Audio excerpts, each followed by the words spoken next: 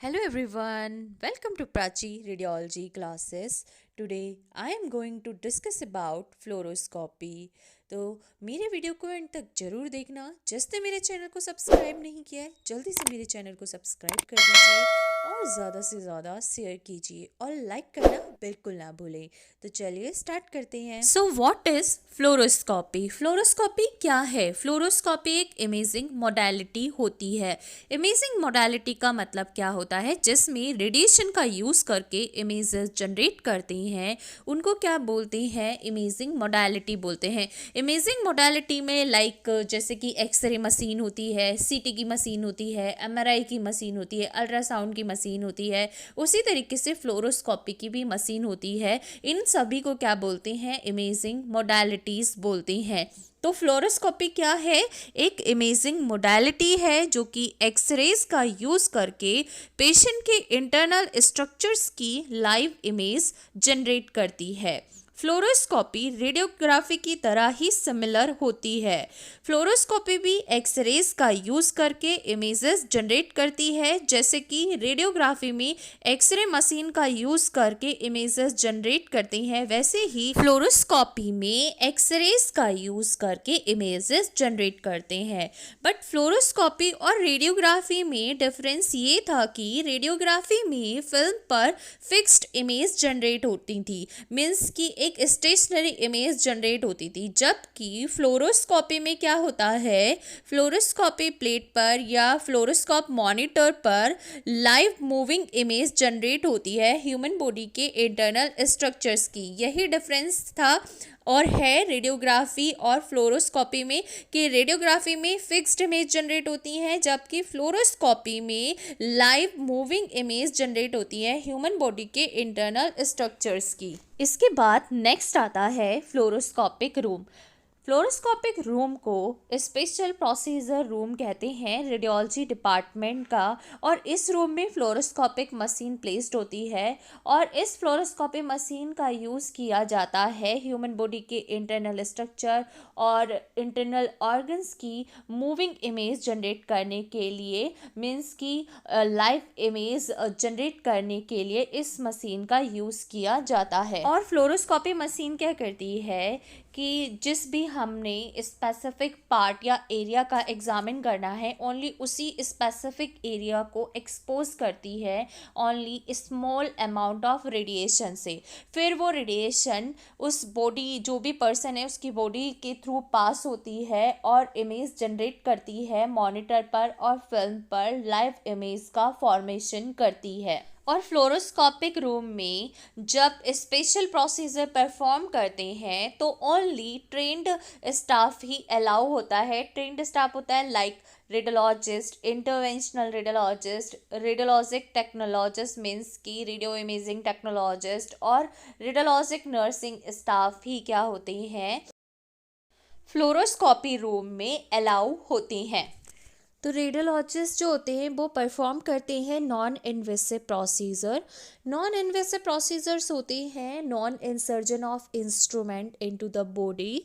फिर उसके बाद इंटरवेंशनल रेडियोलॉजिस्ट होते हैं। इंटरवेंशनल रेडियोलॉजिस्ट परफॉर्म करते हैं इन्वेसिव प्रोसीजर। इन्वेसिव प्रोसीजर का मतलब होता है कि बॉडी में इंस्ट्रूमेंट को इंट्रोड्यूस करना, इंसर्ट करना।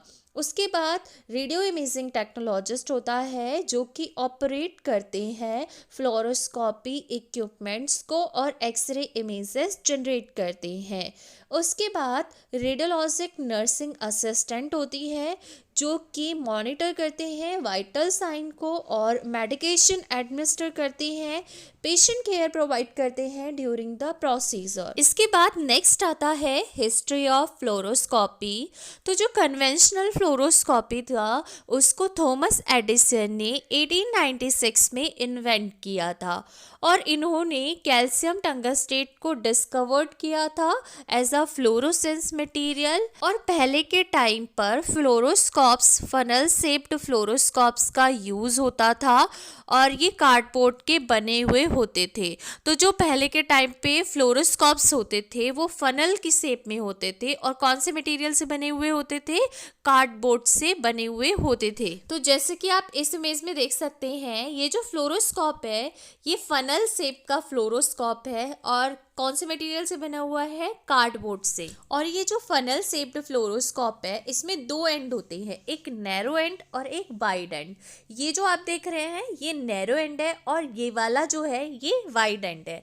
तो जो नैरो एंड होता है वो ओपन होता था फॉर व्यूइंग और जो ये वाइड एंड है इसका जो फ्रंट है वो क्लोज होता था और वाइड एंड के इनसाइड में फ्लोरोसेंट मटेरियल कोटेड था। और इस पूरे प्रोसीजर को डार्क रूम में परफॉर्म किया जाता था क्योंकि लिमिटेड लाइट ही प्रोड्यूस होती थी फ्लोरोसेंट स्क्रीन से, इसीलिए ये प्रोसीजर डार्क रूम में परफॉर्म करते थे। फिर आता है फर्स्ट जनरेशन फ्लोरोस्कोपी। तो जो फर्स्ट जनरेशन फ्लोरोस्कोपी सिस्टम होता था वो एक्सरे सोर्स और फ्लोरोसेंट स्क्रीन से मिलकर बना होता था।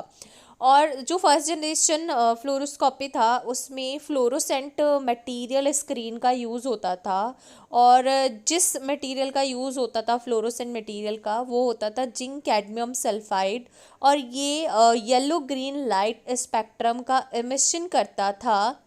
फ्लोरोसेंट स्क्रीन जो होती थी वो पूरे लेड ग्लास से कवर्ड होती थी, जैसे कि आप इस इमेज में देख सकते हैं।